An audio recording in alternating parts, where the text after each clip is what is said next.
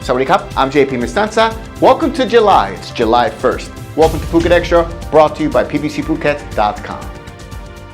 From today on, tourists entering Thailand no longer have to register to Thailand Pass prior to coming to the kingdom. But with concerns mounting over new COVID subvariants, the CCSA today decided not to downgrade the COVID-19 status from pandemic to an endemic disease for at least another week. A decision on whether to declare COVID-19 an endemic disease was expected to be made today, but the CCSA meeting has been postponed for another week in order to give health authorities time to evaluate the situation of two new subvariants, BA4 and BA5, after the number of seriously ill patients has started to gradually rise from 601 on Tuesday to 690 announced today by the Public Health Ministry.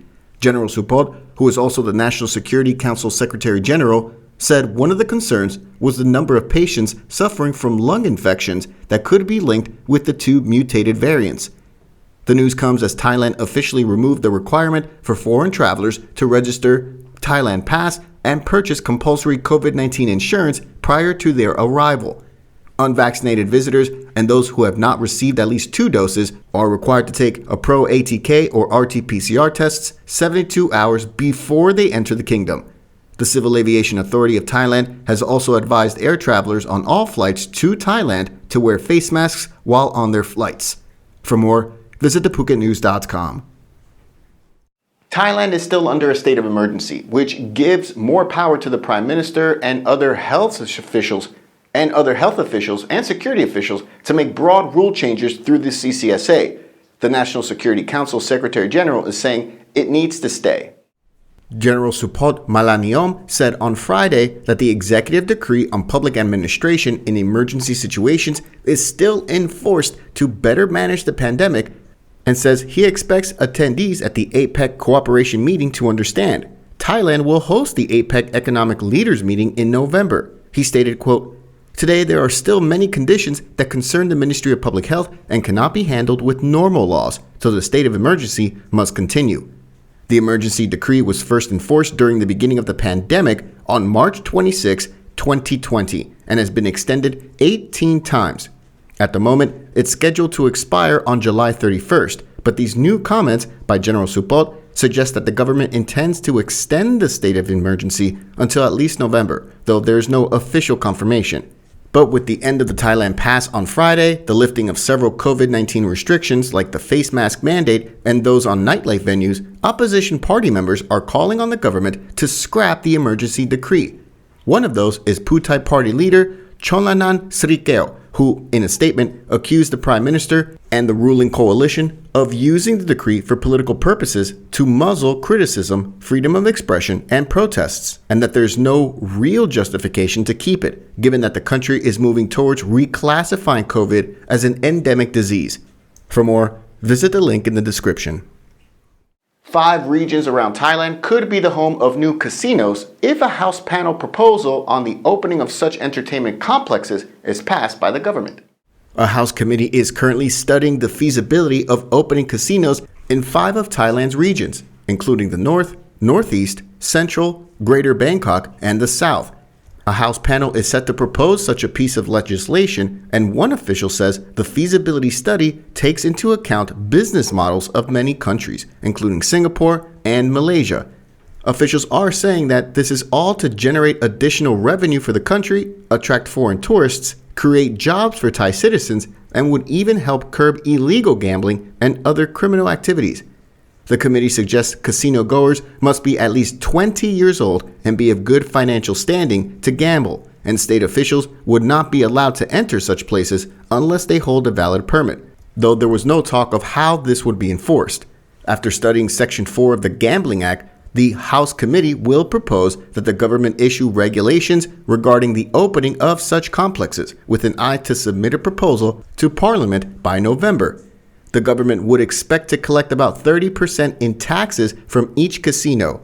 Locations at the moment are still being discussed, but reports say that they are eyeing up Chiang Rai or Chiang Mai for the north, Pattaya for the central region, Phuket, Phang Nga or Krabi for the south, Udon Thani, Ubon Ratchathani or Khon for the northeast, along with Bangkok. Let us know your thoughts on this on the comment section below.